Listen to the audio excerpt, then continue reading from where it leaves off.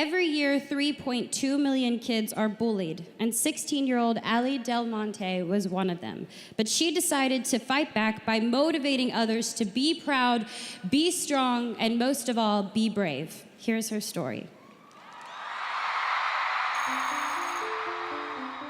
I guess you could say that I was the class joke because I was tall and I was weird and I was overweight. I never want anyone to feel alone or the way that I did ever again. I'm Ally Del Monte. I believe that we can put an end to bullying. I was put on a medication that made my metabolism slow, so I gained like 60 pounds. The kids would say small things like, "Why is your jacket so big? You have a really big stomach. Why aren't you wearing the same clothes as us?" There was a group of boys that would always exclude me from the playground, and they wouldn't let me go on the swings. They would guard them, saying that I was gonna snap it, or they wouldn't let me go on the slides because they said I would break it. And it progressively got worse as I grew up. I noticed more and more that Allie would spend time in her room. And it is a normal part of growing up and being a teenager, is learning to be your own person. And that's what makes it so hard to understand and realize something's happening to your child. There was no escape from it. I would come home from school where I was pushed around and shoved, and I already felt horrible. And I would go onto the internet where I thought I could get away.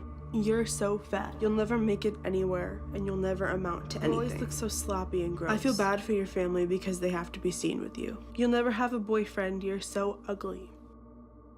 It makes me think that every time I get a compliment from a boy that they don't mean it and it's a joke.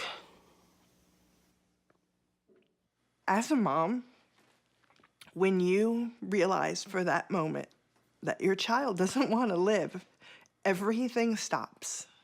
One day you'll climb out of that dark.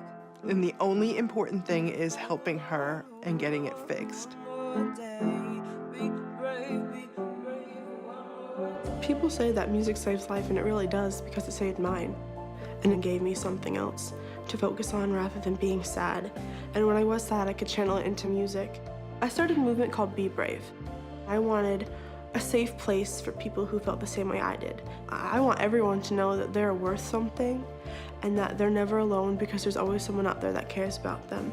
To have these hundreds of people tell me that I've changed their view on how they treat people or I've saved their life is really empowering. I became so much more confident in myself because I started to believe in myself, and I started to see myself as beautiful and worth something.